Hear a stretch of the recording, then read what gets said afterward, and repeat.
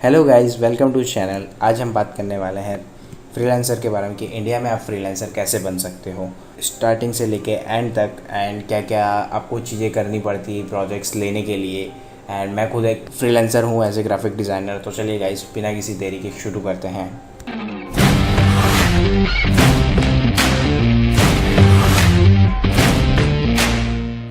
So guys, हम सबसे पहले जानते हैं कि फ्रीलांसर होता क्या है।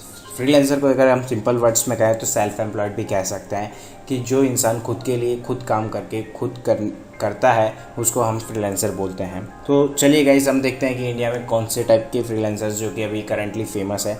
Graphic designers, app development, SEO optimisation, web development, content writing, social media manager and काफ़ी सारी ऑनलाइन सर्विसेज जो कि ऑनलाइन आप दे सकते हो।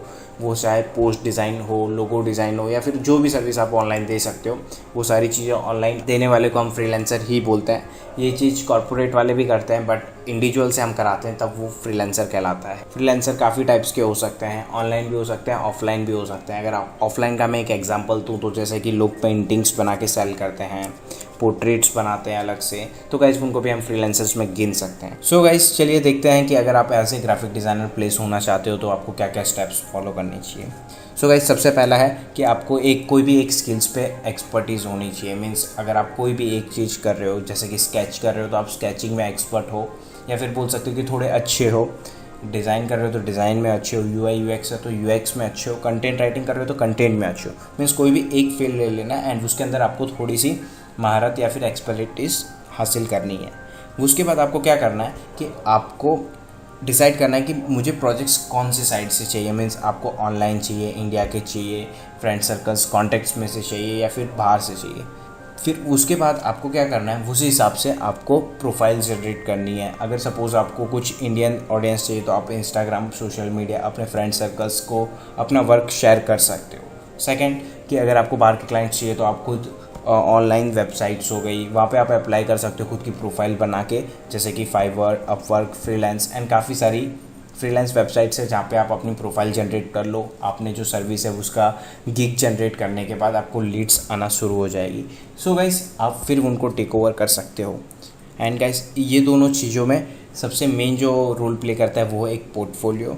यस गाइस, पोर्टफोलियो वो होता है कि जो हमने काम कर रखा है या फिर आपने जो काम किया है उसको हम जब क्लाइंट को देते हैं तो उससे वो जज करता है कि yes what we are capable of, and उससे उसको मालूम पड़ता है कि येस इसकी ये कैपेबिलिटी है, हमको इतना पे कर देना चाहिए। बिकॉज क्लाइंट जो होता है वो काफ़ी जगह घूम के आता है, सीधा अपने पास नहीं आता है। सो हमको ये चीज़ ख्याल में रख के अपना पोर्टफोलियो बिल्ड करना है, एंड हो सके उतना हाई पोर्टफोलियो रखो, हाई एंड प्रोजेक्ट्स उसमें दिखाओ। जो आपने ज़्यादा अच्छा से काम किया हो वो आप पोर्टफोलियो में ज़रूर पुट करो। एंड गाइस, वो पोर्टफोलियो आप लोगों को दिखाओ। एंड अगर आपका करंट फ्रेंड सर्कल या फिर सर्कल, आपका नेटवर्क अच्छा है तो आप वहाँ पे भी शेयर करो ये सब चीज़ें। वहाँ के भी काफ़ी चांसेस होते हैं कि आपको वहाँ से भी प्रोजेक्ट्स मिल सकते हैं as a freelancer.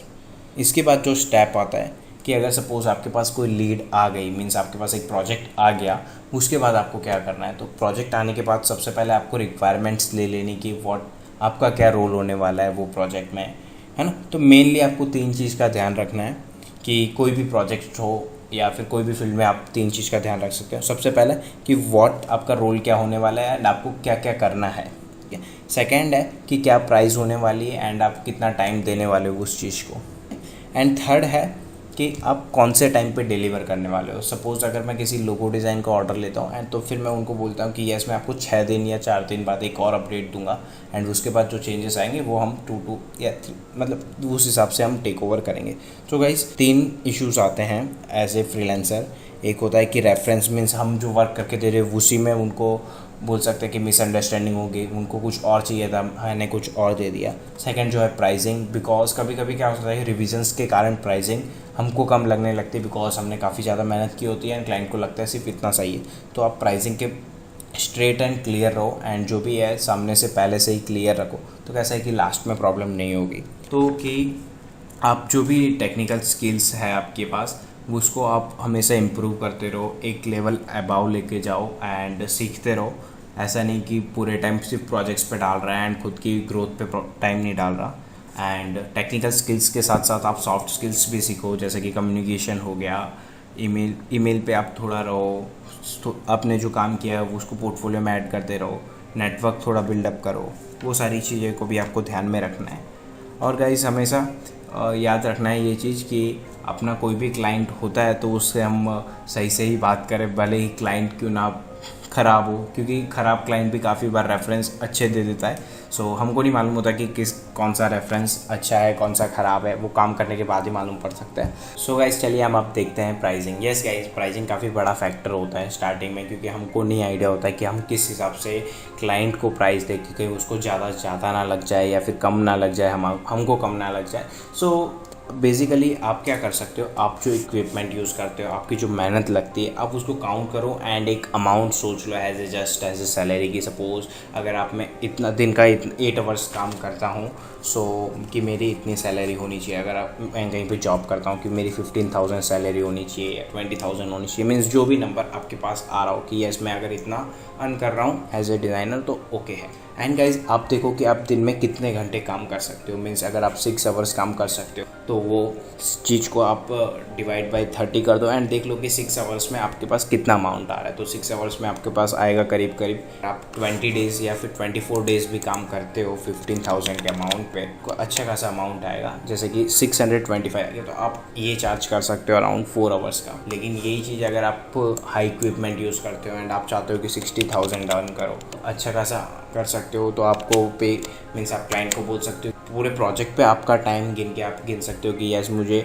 At least 2.5K मुझे दिन का अर्न करना होगा, या फिर बोल सकते हो कि आप मेरा इतना चार्ज होगा। उस हिसाब से आप एक प्राइसिंग्स डिसाइड कर सकते हो किसी भी प्रोजेक्ट के लिए। एंड प्राइसिंग डिसाइड करने के मोस्टली 3 तरीके होते हैं कि आप 3 तरीके हो। एक होता है रिटेनर की, मीन्स सेम चीज़ हम काम करते हैं, सेम रूटीन हो जाता है एंड सेम ही प्रोजेक्ट्स बार बार आते हैं, सेम काइंड के, mean same he but almost same होता है, उसमें ज़्यादा चीज़ें चेंज नहीं होती। उसमें कैसा होता है कि प्राइस फिक्स होता है एंड सेम चीज़ वो रिपीट होती है। सेकेंड जो होता है वो हम टाइम पे चार्ज करते हैं, मीन्स कि आपने आज 2 आवर काम किया, कल 2 आवर काम किया, तो उस हिसाब से चार्ज करते हैं लोग। सेकंड एंड थर्ड जो है वो प्रोजेक्ट बेस्ड होता है कि मीन सपोज मुझे लोगो डिज़ाइन करना था, वो एक टोटल प्रोजेक्ट का कॉस्ट आ जाता है एंड उसको आप एक बार काउंट कर सकते हो। तो उस हिसाब से भी आप चाहो तो क्लाइंट को पिच कर सकते हो, तीनों तरीके से आप पिच सकते हो। एंड तीनों ही तरीके में ध्यान रखो कि थोड़ा सा क्लियर रहो कि आप क्या देने वाले हो एंड में, मीन्स उनको क्या चाहिए, एंड डिलीवरेबल्स के टाइम पे थोड़ा क्लियर रहो एंड प्राइसिंग के टाइम पे आप ये चीज़ मेंशन कर सकते हो। एंड अगर आप टैक्स काउंट कर रहे हो तो ये चीज़ करना ना भूलो एंड एग्रीमेंट लो, बिकॉज काफ़ी बार ऐसा होता है एज ए बिगिनर कि क्लाइंट पे नहीं करता, अनबन हो जाती है एंड काफ़ी सारी चीज़ें होती हैं। सो एग्रीमेंट पे काम करो always. And guys next topic है कि आप एज ए ग्रोथ की इंडस्ट्री की आप अगर ग्रोथ बात करो कि आप कोई भी फील्ड ले लो, जस्ट अभी मैं ग्राफिक डिज़ाइन ले रहा हूँ, तो ग्राफिक डिज़ाइन में भी एक लेवल होता है कि अगर आप रियल लाइफ में भी देखो तो कि मीन्स सेम पोजीशन होती है बट सैलरी डिफरेंट होती है। तो सेम एज ए फ्रीलांसर भी सेम चीज़ होती है कि मीन्स कोई एज ए फ्रीलांसर कुछ अच्छा अमाउंट कमा रहा है एंड कुछ है कि जो थोड़ा कम अमाउंट कमा रहा है एंड कुछ है कि जो कि काफ़ी ज़्यादा अमाउंट कमा रहा है। ये मेनली डिपेंड करता है आपके क्लाइंट के बजट्स पे, सेकंड आपके काम करने के तरीके से लेके आपका काम मीन्स आपके काम की क्वालिटी पे भी डिपेंड करता है। इनडायरेक्टली अगर मैं बोलूँ तो हम जो सर्विस प्रोवाइड कर रहे हैं वो उतनी हाई एंड होगी, या फिर बोल सकते हैं कि जितनी एडवांस आप दे रहे हो और मोस्टली मीन्स आपके सिवाय रेयरली कोई कर सकता है, तो आप उस चीज़ का ज़्यादा चार्ज कर सकते हो। ऑब्वियसली बात है कि अगर आपके सिवाय कोई नहीं कर पाएगा तो आप ज़्यादा ही चार्ज करो। तो वैसी टाइप की सर्विस देना की ट्राई करो और क्लाइंट को थोड़ा कंफर्ट देने की ट्राई करो। मीन्स आप ब्रीफ अच्छे से लो, क्लाइंट से डील अच्छे से करो एंड वर्क जो उनको चाहिए वो आप डिलीवर करो। तो ऑब्वियसली बात है क्लाइंट खुश रहेगा एंड आपको भी काम करने में साथ साथ मज़ा आएगा। सो गाइज़ ये रही थी बात प्राइसिंग की एंड क्लाइंट की बात की। अब बात करते हैं गाइज़ अपने पर्सनल ग्रोथ के बारे में। यस गाइज़, अगर कोई भी फील्ड में आपको पर्सनल ग्रोथ चाहिए तो साथ साथ में क्लाइंट के साथ साथ में आपको खुद के पे भी काम करना पड़ेगा।